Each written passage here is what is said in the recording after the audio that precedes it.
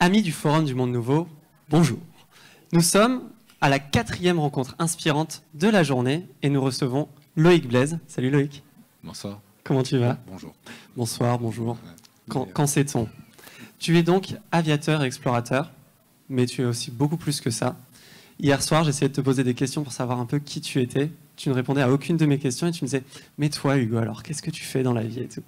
Donc cette fois, c'est toi qui vas devoir parler puisque c'est le concept de la chose. C'est que c'est très étrange ce qui vient de se passer. Non, c'est bon, vous vous entendez bien? Ok, c'est juste que j'ai pas de retour du coup. Je pense que c'est ça. Et donc, je vais commencer par te poser une première question, Loïc. Est-ce que tu peux m'expliquer c'était quoi ta meilleure soirée de ta vie? Raconte-moi la meilleure soirée de ta vie. Ok, alors alors, elle existe cette soirée-là et je la raconterai pas. Parce que Loïc est très mystérieux. Non, c'est pas pour être mystérieux, mais il y a des enfants, j'ai envie qu'ils croient encore en la beauté du monde et on va parler d'autre chose. Non, la vraie plus belle soirée de ma vie, pardon, la plus surprenante en tout cas, je peux difficilement la raconter, mais je peux te la faire entendre. C'est génial le tire-fesse que tu viens de me faire là, c'est juste super. Alors pour vous raconter, on est au Groenland. La magie. Ah pardon, ok, donc le micro près de la bouche, voilà. Donc pour vous raconter, on est au Groenland, on est juste après une cérémonie aux morts, et c'était moi mon premier contact avec ce territoire-là. On est en 2017, et il y a un tsunami qui venait de raser un village. Et ça, c'est le vrai visage du réchauffement climatique, des chiffres qu'on donne pour l'instant. Il y a des choses qui ne sont pas des chiffres, mais qui sont des réalités, et qui sont terribles. Et du coup, bref, il y avait une cérémonie aux morts à laquelle j'ai été invité pour rendre le voyageur que j'étais plus conscient de l'endroit où il était en train de mettre les pieds. Et j'avais sympathisé avec un jeune homme, Yossi, qui, en plus d'être... Ce que vous allez entendre, la voix que vous allez entendre, il avait 28 ans à l'époque. Et on est ressorti de cette cérémonie, on est allé près d'un cimetière, et il s'est mis à siffler, et vous allez entendre ça. Et les étoiles boréales ont commencé à apparaître au-dessus de ma tête. Et je vous le fais entendre. Parce que je pense que ça vaut tous les discours, en fait. Ce lien qu'il y a entre nous et tout ce qui nous environne, ce lien sensible, on l'entend dans sa voix. Comment j'ai appelé ça? Parfait.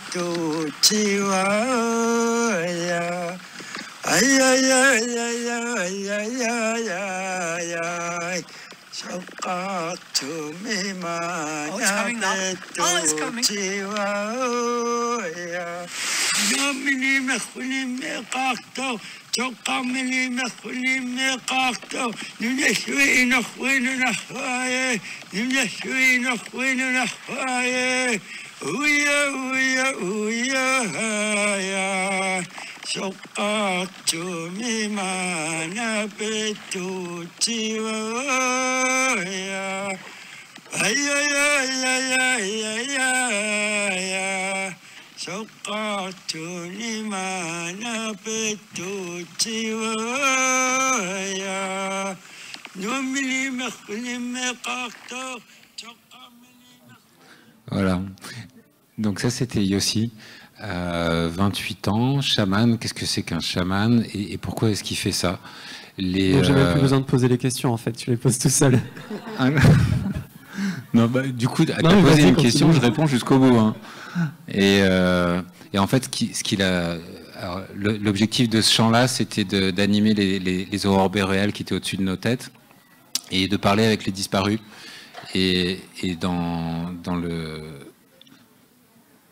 il y a quelque chose qu'on fait peut-être pas assez en communauté ici, c'est prendre le temps de se réparer. Et en fait, ce qu'il a fait là, parce qu'il a, et s'il m'a invité à assister à ça, c'était essentiellement parce qu'il a vu que j'étais hyper mal à l'aise d'abord par tout ce que je venais de voir. Et puis comme je suis un peu une éponge, j'avais tout reçu et tout pris de plein fouet. Et ça nous arrive à tous, hein, on ouvre le journal et on voit que 30 millions de personnes sont inondées au Pakistan et on ne sait pas comment se remettre de ça derrière. Et derrière, on se retrouve anxieux, on se retrouve sans ressources réelles parce qu'on se dit dans ce que je fais dans mon quotidien, comment est-ce que je peux peser là-dessus et comment est-ce que je peux amène à peser sur l'ignorer aussi parfois, et à juste mettre un bouclier et à pu ressentir. Hein. C'est ça, et c'est pas de l'égoïsme. Hein. Souvent, on se dit ouais, les gens sont égoïstes, ils se préoccupent pas de la misère du monde, mais non, c'est des fusibles qui sont nécessaires pour tout un chacun pour parfois surmonter le réel. Mais en tout cas, ce temps de partage où toi tu fais silence et tu prends le temps d'écouter le monde qui vit autour de toi. Et là, c'est transcendé par le chaman qui chante, mais en fait, on écoutait une aurore boréale que lui était en train d'incarner. Et ça fait tellement de bien. Et des fois, s'asseoir en silence, mais ensemble, et laisser les choses ressortir de soi, et se reconnecter au monde et à la vie, pour pouvoir repartir de l'avant. Voilà. Donc, pour répondre à ta question, ça, c'était une de mes plus belles soirées, parce que c'est la première fois que j'ai compris qu'on pouvait guérir. D'abord qu'on pouvait être malade d'une émotion, mais qu'on pouvait aussi en guérir par l'humilité et par la connexion aux autres. Voilà. Donc une belle soirée, racontée avec une belle morale à la fin aussi. Merci beaucoup Loïc d'avoir partagé cette soirée. Avec plaisir. Et du coup ça amène aussi à... Enfin, juste pour partager, il y a 3 semaines, 1 mois, il y avait le festival Climax à Bordeaux, et donc j'y ai assisté. À cette occasion-là, il y avait une princesse maori qui était venue de Nouvelle-Zélande, hein, et qui incarnait... On a pu assister, et en l'honneur de Climax, en l'honneur de l'événement et de la présence de toutes ces personnes-là, on a fait une cérémonie de l'eau. Et en fait, cette princesse maori incarnait l'eau et la rivière, hein, de là où elle habitait, de là où elle vivait en Nouvelle-Zélande. Et pareil, à travers la chanson, à travers l'expression orale aussi, on pouvait réussir aussi à se connecter et à apercevoir un peu de son monde et de où elle vivait et où elle habitait et la manière dont elle réussissait à l'incarner. C'était surtout dans le but de partager et de se connecter ensemble à une même émotion et à réussir aussi à faire du lien et à se rendre compte qu'on fait tous partie d'un même tout. Et c'est un moment très très fort aussi, et je pense que le moment que tu as vécu au Groenland avec, comment il s'appelle ? Yossi. Et qui aussi, ça devait être un moment très fort aussi, surtout dans ces conditions-là. Mais toi, on te dit explorateur. Est-ce que tu es un explorateur ? Est-ce que tu accueilles ce mot-là ou... Oui, ouais, qu'est-ce que ça veut dire du coup pour toi ? Je l'accueille, mais je le remets en question en même temps. Parce que alors je suis officiellement, selon le dictionnaire, explorateur, parce que j'ai survolé En fait, j'ai bouclé le monde en 2018, dans le sens où j'ai survolé les dernières terres inconnues et relié les derniers territoires. Et c'était hyper intéressant derrière, parce que finalement, quand j'ai terminé cette mission, j'étais un peu déprimé, en me disant putain, ça y est, tout est sur la table, maintenant on en fait quoi ? Et en fait, au sens c'est Paul Valéry qui parlait de monde fini. Dans ma tête, au moment où j'avais terminé de faire de lier ces territoires, on se retrouvait dans un monde fini géographiquement. Et les prochaines explorations, c'est pour Thomas Pesquet, c'est vers Mars, mais sur Terre... Ou les fonds marins. Ou les fonds marins. Mais sur Terre, globalement, en tout cas pour ce qui est des territoires vivables pour l'homme, en sachant qu'il y en a de moins en moins, c'est fait. Et ce monde fini, on en fait quoi ? C'est ça la question qui venait derrière et qui m'a réanimé. Et finalement, la question de l'exploration aujourd'hui, c'est quoi ? Et c'est peut-être pour ça que hier, je n'ai pas répondu à tes questions quand tu m'as dit « mais t'es qui toi ?» et que je voulais savoir toi qui t'étais. Je faisais mon boulot d'explorateur. Je me suis dit « tiens, ce soir, j'explore Hugo. » Et je pense que c'est hyper nécessaire parce qu'on est tellement plus riche que ce qu'on imagine à partir du moment où on tend un petit peu l'oreille vers les autres. Et l'exploration 2.0, c'est un peu ça, c'est l'exploration du territoire, mais des savoirs, du sacré, c'est savoir se faire silence en fait, et essayer de comprendre réellement ce qui se joue sur chaque territoire, chaque personne, quels sont les mouvements, quelles sont les énergies, et en quoi tout ça, ça peut être une part de solution. Et voilà. Et quand tu t'es lancé dans cette dernière exploration, pourquoi tu as fait ça? Est-ce que tu voulais avoir ce titre d'explorateur justement, ou qu'est-ce qui t'a poussé à entreprendre ce voyage? Alors ce qui m'a lancé moi au début, c'est un coup de colère. C'est un coup de colère non pas contre la fin du monde et les destructions environnementales et l'injustice et tout ça évidemment, hein, ça m'allume le feu régulièrement, mais ma première colère c'était contre la fin de moi-même, parce que j'avais eu un diagnostic médical qui était un peu dur et que je suis tombé sur un médecin qui, avec beaucoup de douceur et délicatesse, m'a expliqué que c'était foutu et que je ne mettrais plus jamais mes fesses dans un avion. Parce que toi, de base, tu es pilote. Oui. Et tu as passé des brevets de pilote et tu volais beaucoup. J'étais pilote et j'avais une vie de pilote qui était cool parce que je n'étais pas pilote de ligne.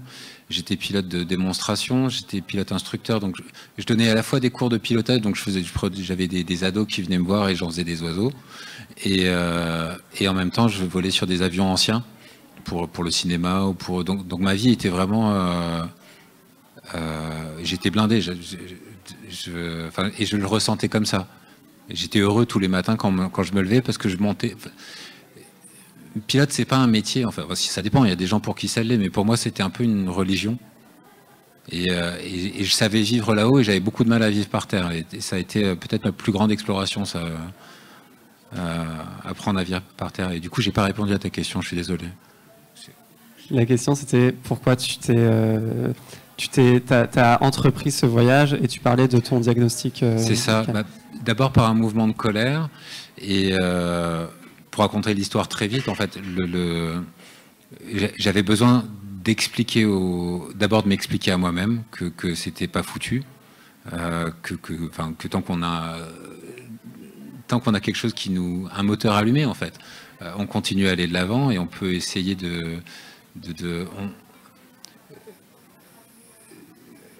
Alors je fais attention les enfants à ce que je vais dire parce que c'est une image, c'est pas une réalité. On essaye d'apprendre à mourir. Et en fait, apprendre à mourir, c'est simplement apprendre à perdre des parts de soi, des capacités, mais devenir quelqu'un de différent. Donc c'est une belle histoire en fait, apprendre à mourir, c'est apprendre à vivre différemment.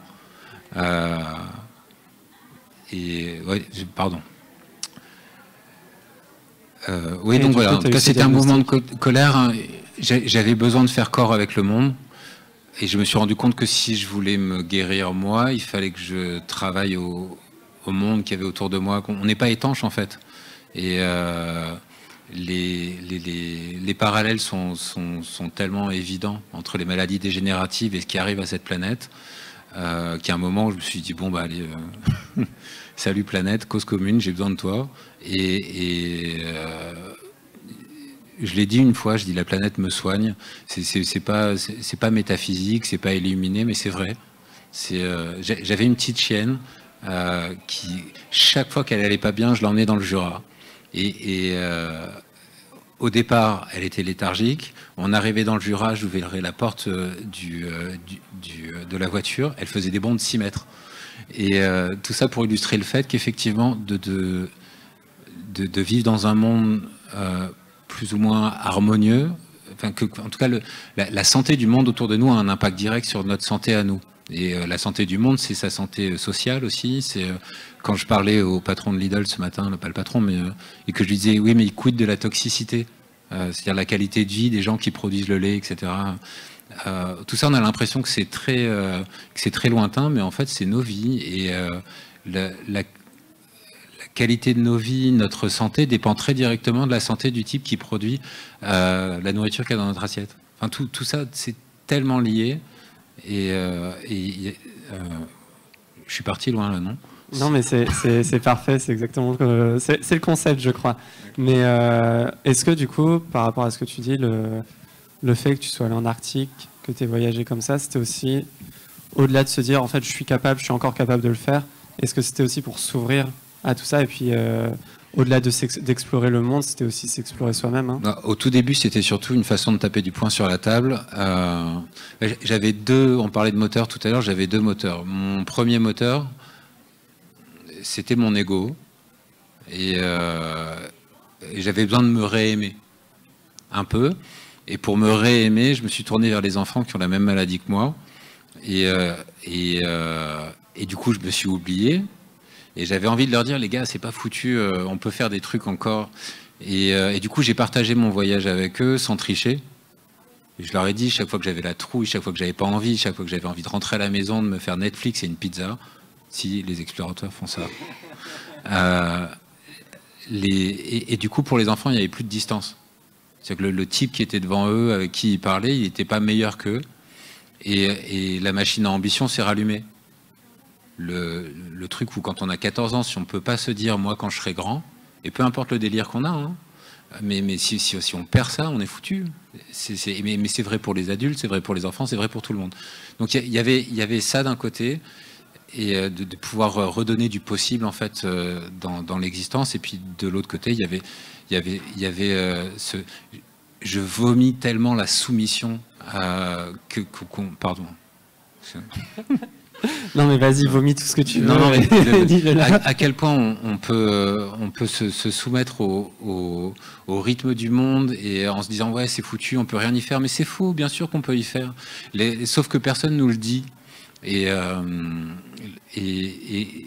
du coup, l'essentiel de mon travail, c'est ça, c'est d'aller vers tout ce qui se fait à hauteur d'homme. Alors, c'est pas inclusif de le dire comme ça. Le terme est, ça fait chier, à hauteur humaine, voilà. Et de démontrer. Alors, moi, j'essaye de le démontrer dans ce que je fais.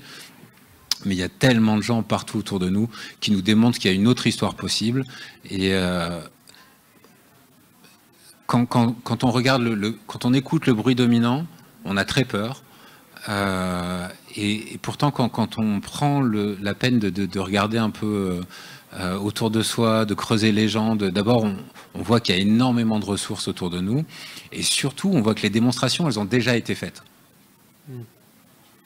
Sur les Blandine, je peux ou pas? Ok. Non. Là, vous avez Blandine Sankara qui est parmi nous et je vous demande de l'applaudir parce que c'est quand même une sacrée femme.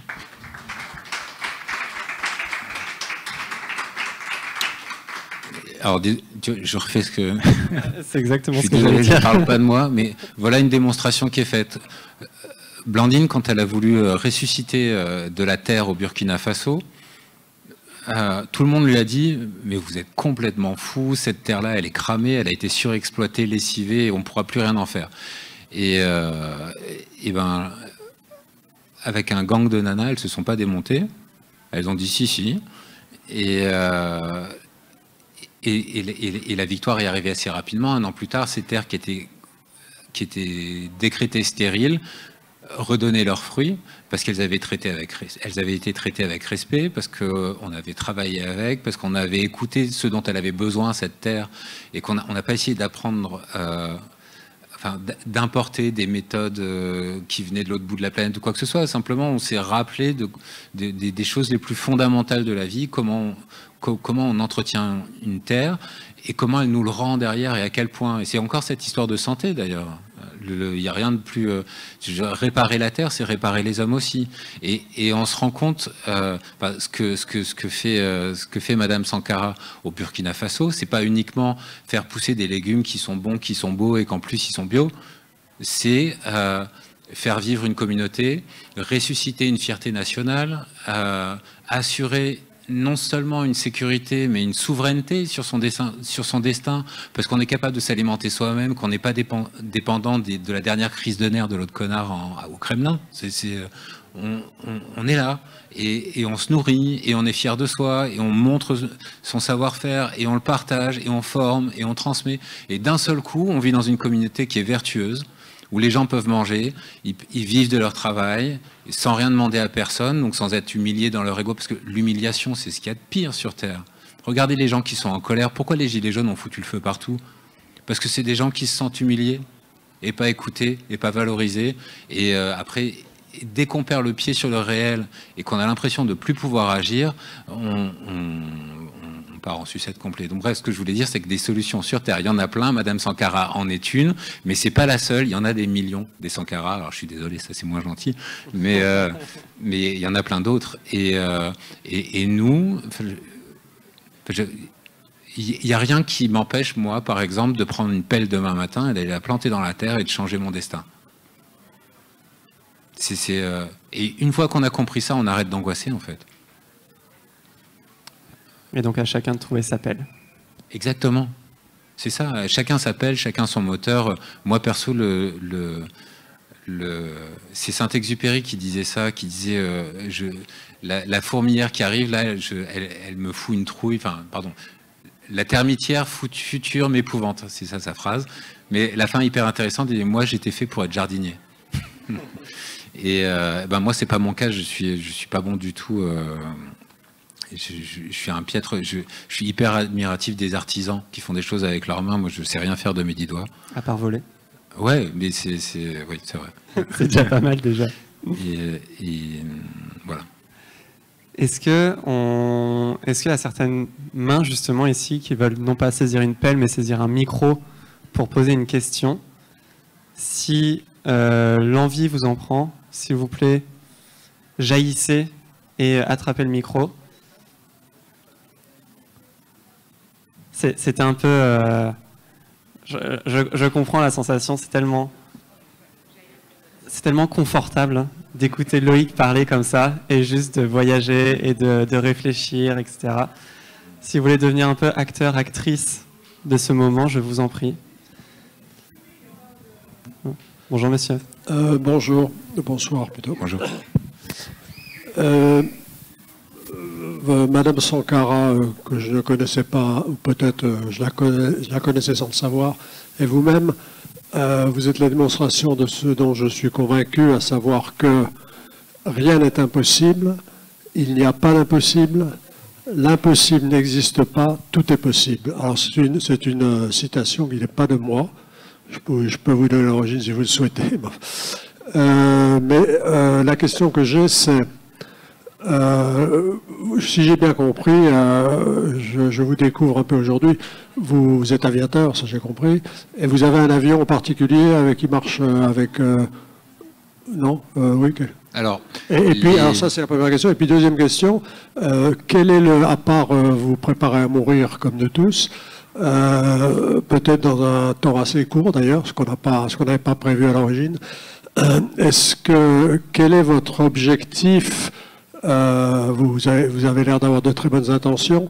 Quel est votre objectif à moyen terme de ce que vous faites? Enfin, et comment vous l'utilisez en quelque sorte pour faire le bien, puisqu'il semble que ce soit ce que vous souhaitez quand même.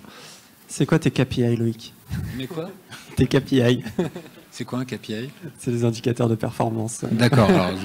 C'est de la Startup Nation. Alors, j'ai des j'ai une réponse à ça aussi. Il est fort.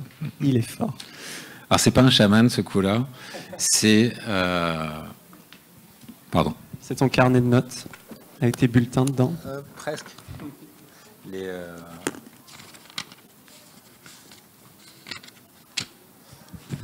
Voilà. Alors ça, c'est mes KPI, c'est mes indicateurs de performance. En fait, c'est un carnet dans lequel j'indique dedans, alors, il y a des courbes qui me permettent moi de comprendre ce que je vis au quotidien, parce que j'ai une maladie qui rend...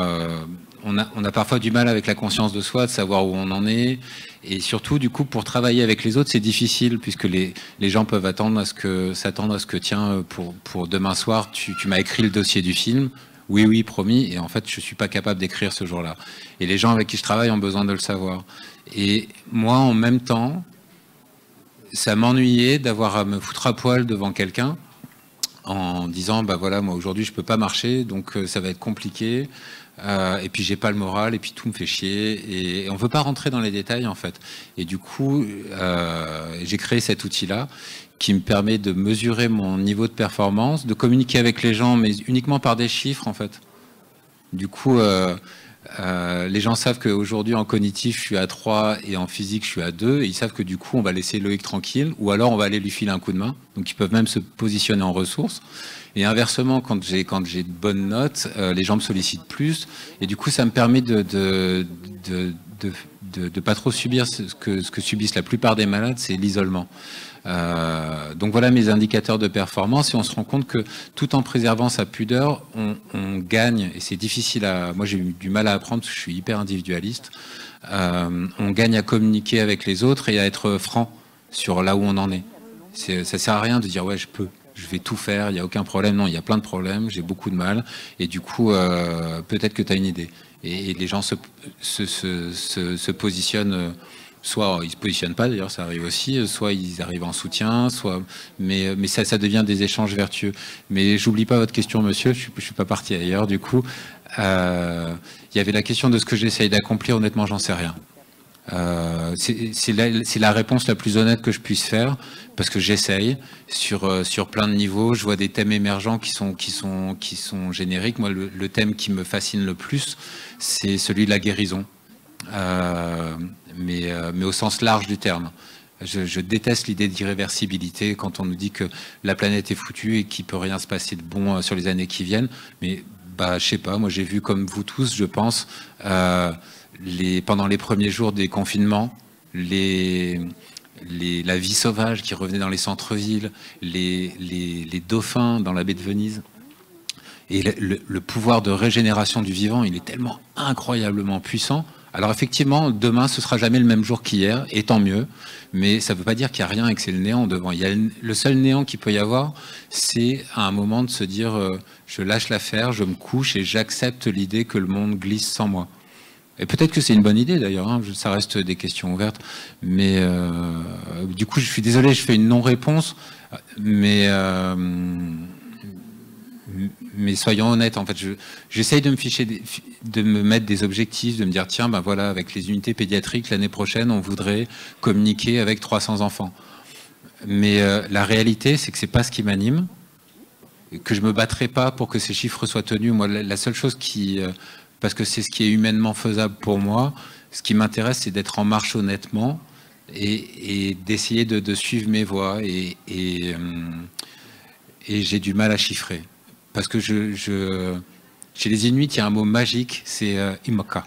Et ça veut dire peut-être. Et quand on propose, par exemple, à un chasseur de se retrouver en fin de journée pour un apéro, la réponse systématiquement, c'est ça, c'est imaka. Et cet imaka, c'est quasiment ce peut-être-là, en fait, c'est une acceptation, mais avec bonheur, de l'incertitude permanente qui est autour de nous. Et en tout cas, pour moi, ça a été un immense réconfort quand j'ai enfin réussi à comprendre ce qui me faisait avec cet imaka là tout le temps. J'avais l'impression qu'on me posait des lapins tout le temps, qu'on m'aimait pas, mais non. C'est juste que quand tu as rendez-vous avec un chasseur, si jamais il y a un phoque entre toi et le chasseur, il arrivera 3 heures plus tard parce qu'il est parti chasser en premier. Et pourquoi je vous raconte ça? Okay. Donc voilà. Après, sur ce qu'on essaye d'accomplir, quand même, il y a quelque chose. Donc, pour ce qui est de l'avion que j'ai utilisé pour faire Polarkit, donc ce tour du cercle arctique, c'était un prototype fabriqué en Russie par des Russes. Ils sont pas tous sanguinaires et barbares, hein, mais ça excuse rien. Mais c'était un prototype ultra léger. L'objectif, c'était d'utiliser le moins d'énergie possible pour réussir à faire avancer cet avion, tout en sachant qu'on allait dans le pire environnement possible pour un avion. Très froid, météo changeante, turbulence de sauvage. Et du coup, c'était encore un moteur thermique, mais c'était plus petit qu'un moteur de Twingo, pour vous donner une idée. Et on a réussi à traverser l'Arctique avec ça. tant bien que mal. Mais en revenant, j'en ai conclu que c'était pas suffisant, et du coup, j'ai annoncé que j'arrêtais de voler jusqu'à pouvoir voler propre, et surtout voler utile. C'est-à-dire que je ne fais pas partie des gens qui... je pense que c'est nécessaire, hein, ce qu'a fait Bertrand Piccard, par exemple, avec Solar Impulse. C'est fondamental d'ouvrir une voie et de faire des démonstrations. Mais ce que je voulais, c'était développer un avion utile, capable de faire le vrai travail d'un avion, à savoir recherche et sauvetage, livraison de cargo en urgence, balader des gens, désenclaver des zones difficiles. Et du coup, le programme sur les 5 prochaines années, c'est ça. C'est une démonstration où on part d'un avion qui hier encore était thermique, donc avec un moteur qui pollue. Et on va faire tout ce que le discours dominant nous dit que non, c'est absolument impossible, on ne peut pas voler propre avec des gens et du cargo. Moi, je vous le dis, on peut. Et s'il y a certains choix politiques, s'ils étaient faits différemment, on pourrait déjà, et depuis longtemps. Donc on va en faire la démonstration. Plutôt que d'en débattre, on va faire la démonstration, parce que du coup c'est irréfutable. L'année prochaine, on traversera donc la Manche. On refait toutes les grandes routes de l'aéronautique. L'année prochaine, on traverse la Manche, c'était la route de Blériot, et on fait ça humblement, hein, avec un tout petit avion et 2 personnes à bord. Et en même temps, on balancera une balise de détresse en mer du Nord, parce qu'il y a un vrai problème là-bas, outre les gens qui se noient. L'année suivante, on fera la traversée de la Méditerranée, donc celle de Roland-Garros. On avance un petit peu dans le temps. L'année encore suivante, on fera un Paris-Tokyo, celui qui a été fait dans les années 30. L'année d'après, on sera sur un avion où il y a déjà 17 personnes à bord et du cargo, et on fera une traversée de l'Atlantique Sud, celle de Jean Mermoz. Et en 2027, pour clôturer, on fera le vol depuis New York jusqu'à Paris, celui de Lindbergh. Et donc avec toujours donc des passagers, du cargo, et cette démonstration absolue que si, c'est possible. Mais inventer l'avion propre, super. Pourquoi faire? Si c'est pour faire la même chose que ce qu'on a fait jusqu'à aujourd'hui, il y a des bons exemples, hein, ceci dit. Il y a ce qui avait été fait par le Point Afrique, par Maurice Freund dans les années 60, pour désenclaver la Mauritanie, permettre aux gens de développer une économie locale qui soit vertueuse. Donc il y a plein de façons de faire, de voyager, de s'enrichir de l'autre, d'enrichir les autres et de s'enrichir soi-même. Mais je pense qu'il faut que l'humanité revienne à ça. Donc on va recréer ces ponts-là et on va rendre le monde à ceux à qui il appartient, aux jeunes. Donc les 19 places, ce ne sera pas pour le ministre de la Transition environnementale, ce ne sera pas non plus pour Monsieur Bolloré, ni pour... on ne cherche pas des sponsors, en fait. On cherche des gens qui s'engagent, qui ont envie d'aller dans la vie, qui ont envie d'aller rencontrer Madame Sankara pour apprendre comment on retourne une terre, et d'autres gens. Et voilà, ce à quoi est censé servir cet avion. Donc voilà, c'est un programme sur 5 ans, ça pourra peut-être durer 7, parce que tout ça, c'est plein d'incertitudes. Mais le monde est possible, et juste il y a un moment, il faut accepter de ralentir, de se dire, là, j'y vais pas. J'ai eu envie, hein, moi, ça fait 5 ans que j'ai pas mis mes fesses dans un avion, et je fais des crises de manque régulièrement. Hein.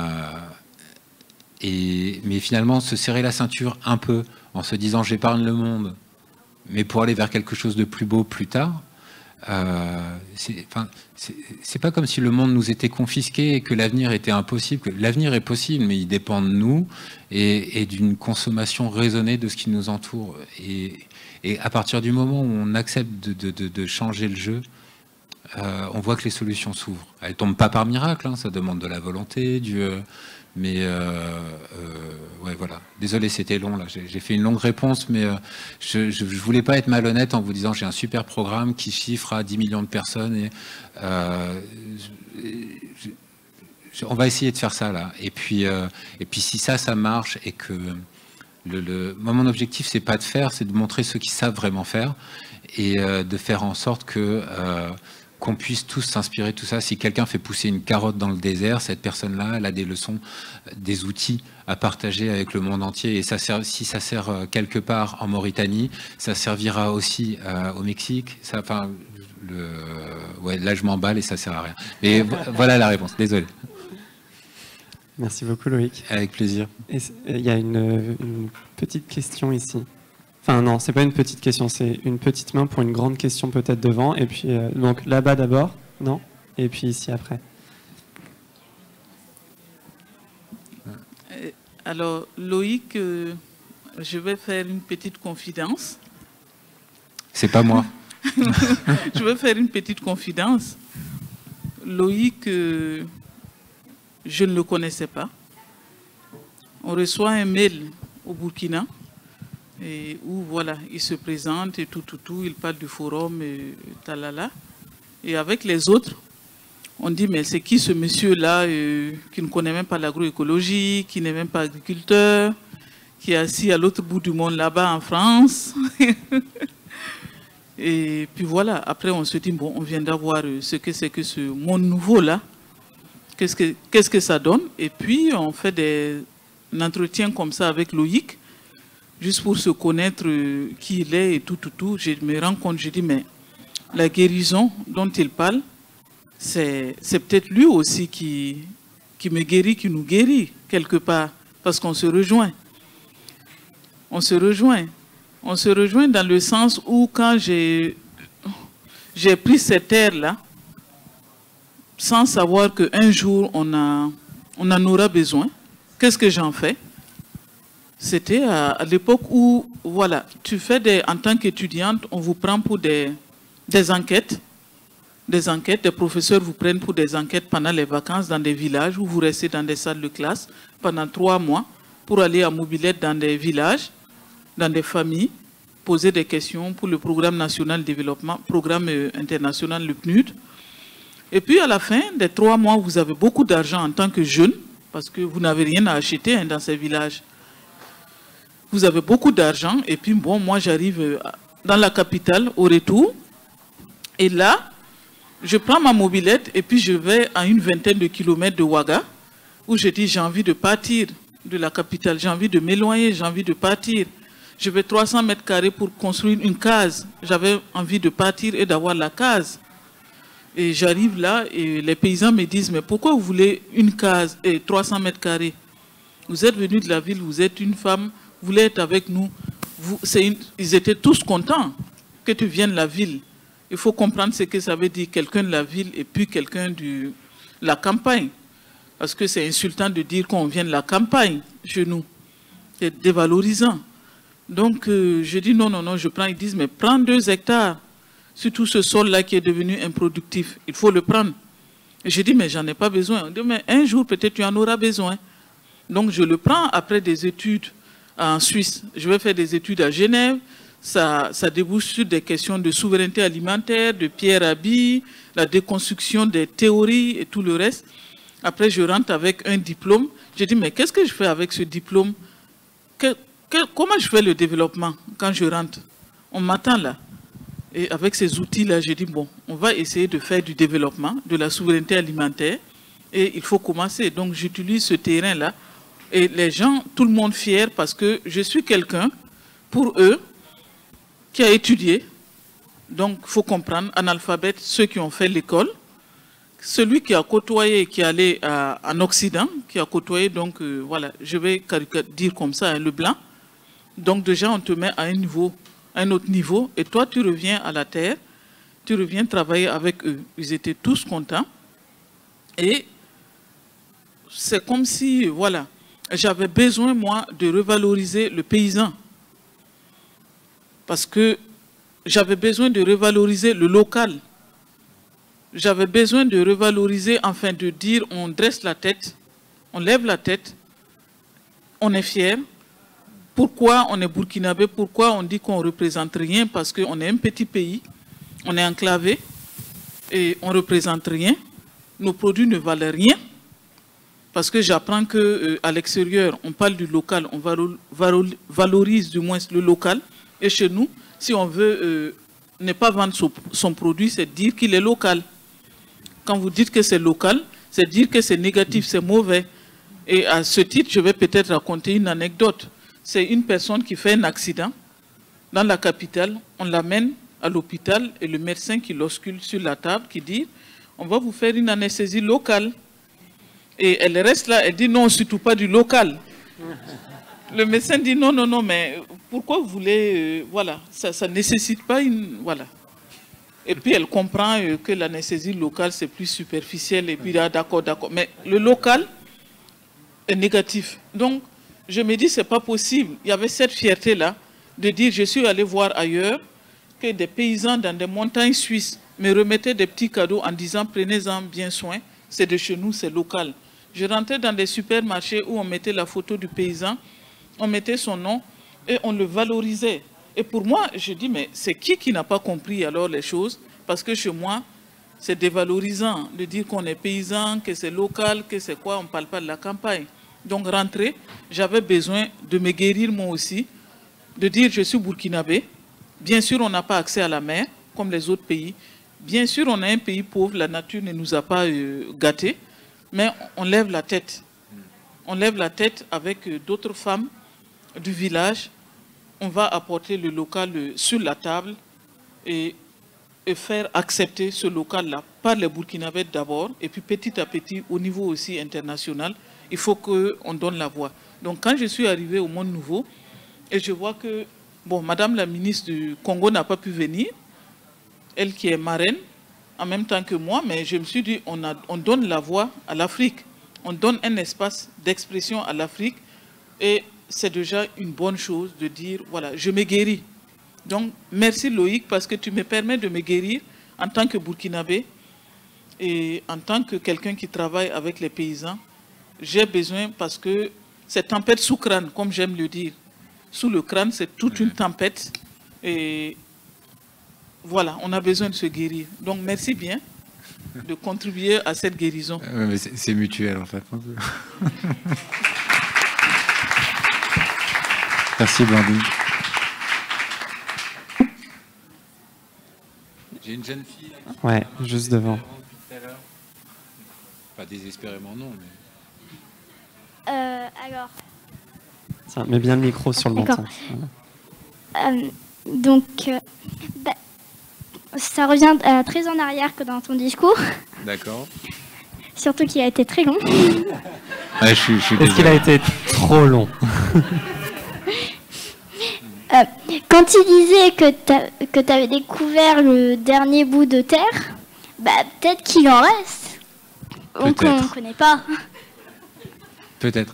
Tu as absolument raison. Et puis surtout, on se rend compte qu'il y a tellement de choses qui sont juste sous notre nez et qu'on ne connaît pas, que c'est d'une arrogance terrible que de se dire qu'il n'y a plus rien à explorer. Il y a tellement de choses à explorer, tellement de territoires. Et donc, je suis d'accord avec toi.